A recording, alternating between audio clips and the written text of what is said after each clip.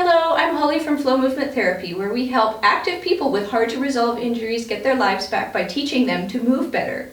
Today we're going to be talking about the hip flexor.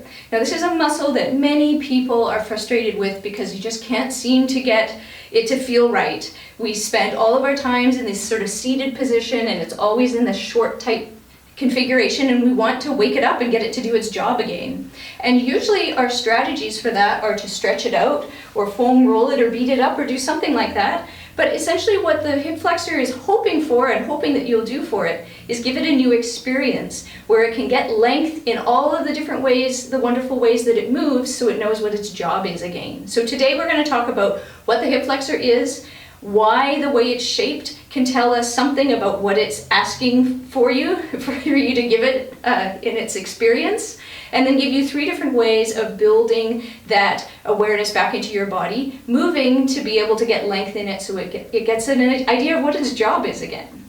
So first off, we're going to talk about where our hip flexor is and why the attachment points and what it does can tell us a lot about what it's craving and hoping that you're going to give it. So our hip flexor, as you're probably well aware, runs from on your spine down onto your big leg bone.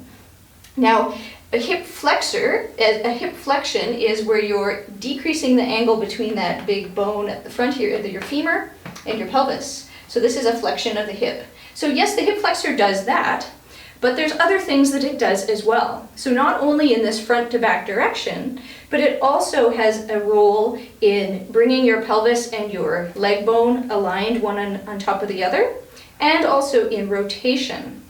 And that's because the way it's attached tells us that information. So yes, it's attached from your back to somewhere more to the front of your body.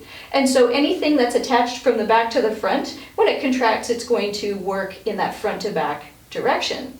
But it is also attached from the center of you to the outside of you. So just like a muscle that's attached from the back to the front moves things back to front, a muscle that's attached from the middle to the outside, its job is also to bring things together from the side to side motion. The third thing is that it's also an S-shaped muscle, so it curves from the back around to the front.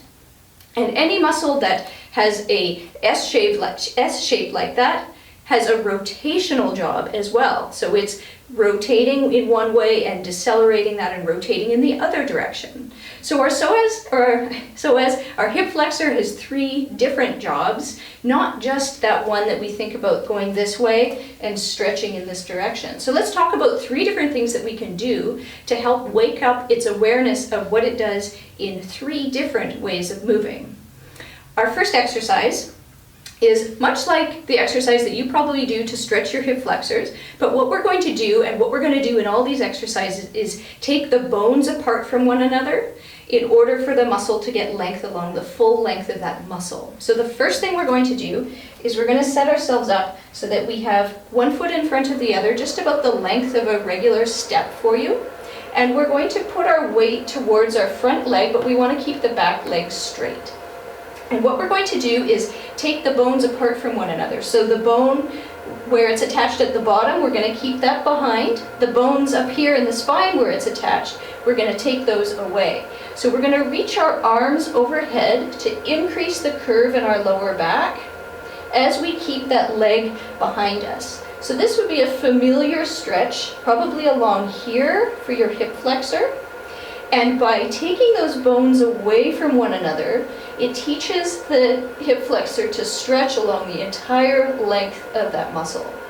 So that's our first movement to activate what's going on in our hip flexor.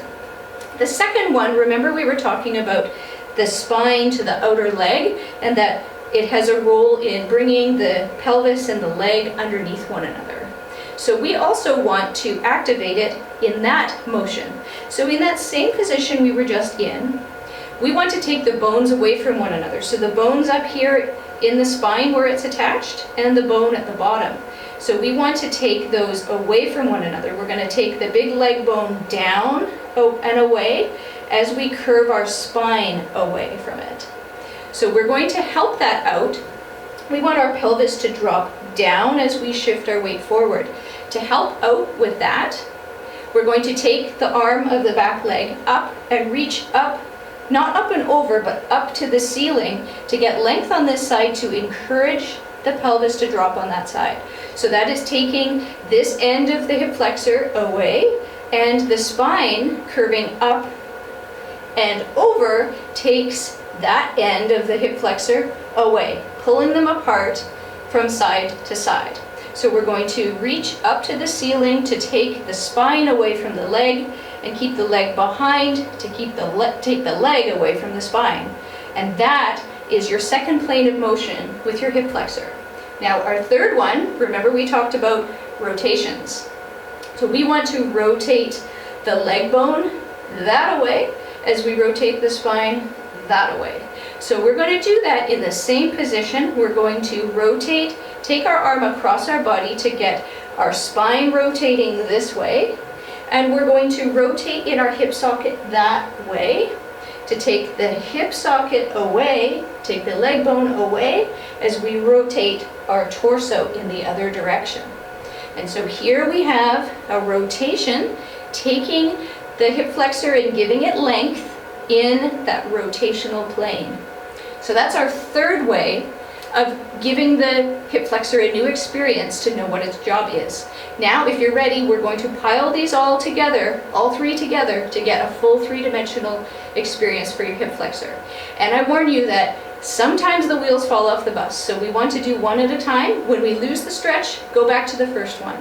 Start with one, start building them up until your body is ready to activate all of these together. So the first one, arms overhead to increase the curve in your lower back, taking your spine away from your pelvis, going in the forward and back direction. Keeping your leg bone behind you, taking your spine away from it. The second one is dropping that pelvis as we take our spine away.